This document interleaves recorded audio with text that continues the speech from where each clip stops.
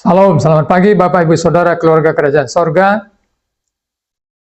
Pagi ini kembali firman Tuhan dari kitab Bilangan mengajarkan kepada kita akan kebenaran firman Tuhan. Secara khusus pagi ini firman Tuhan dari Bilangan pasal 35. Di Bilangan 35, firman Tuhan mengungkapkan bahwa Allah memerintahkan Musa untuk meminta ke-12 suku bangsa Israel atau ke-11 suku bangsa Israel memberikan 48 kota kepada suku Lewi sebagai tempat tinggal dan tanah penggembalaan, dan juga menetapkan 9 kota perlindungan. Penetapan kota-kota Lewi dan kota perlindungan ini memiliki makna rohani yang mendalam dan relevan bagi kehidupan kita sebagai orang percaya saat ini.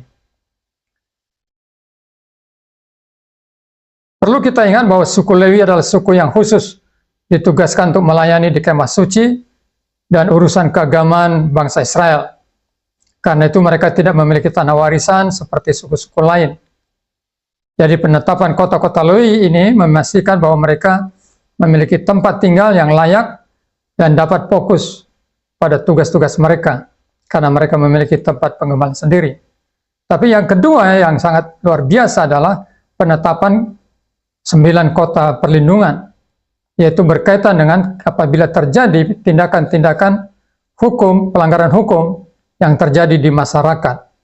Namanya sebagai terjadinya sebuah pembunuhan, maka orang yang tertuduh sebagai pelaku pembunuhan melarikan diri ke kota perlindungan untuk mencari keadilan, sampai pengadilan nanti memutuskan bahwa dia bersalah atau tidak, dia aman di kota perlindungan.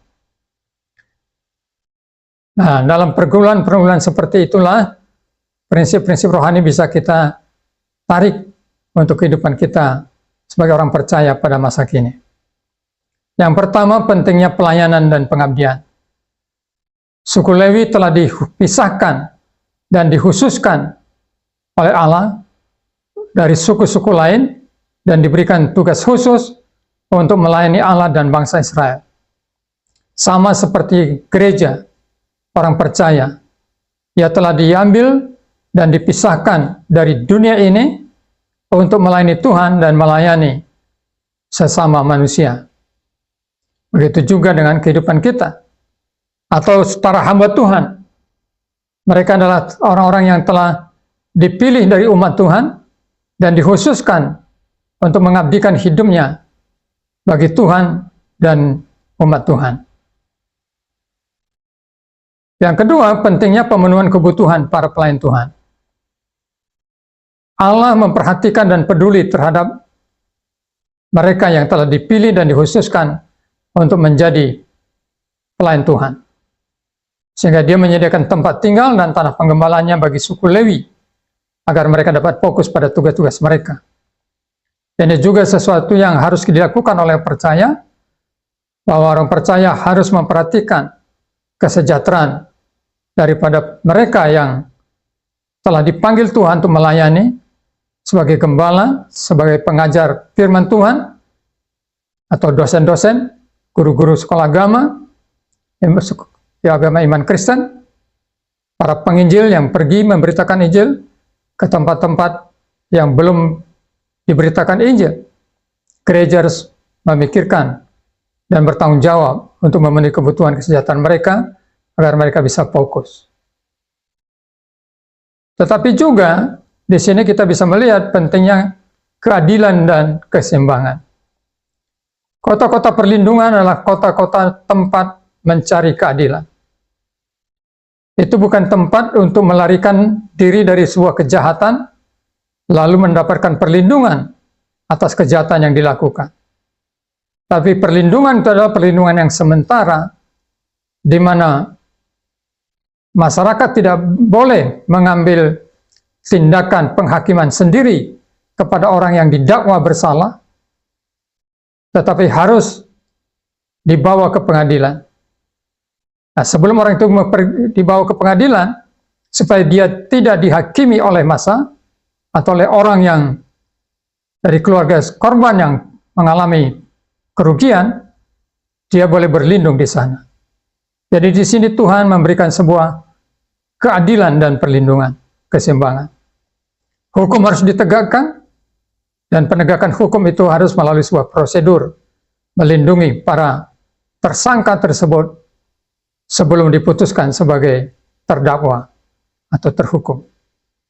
Sungguh indah memiliki Tuhan yang memperdulikan keseimbangan dan keadilan dalam pengabdian kepada Tuhan maupun dalam hal perlindungan hak asasi seseorang di dalam kehidupan bermasyarakat.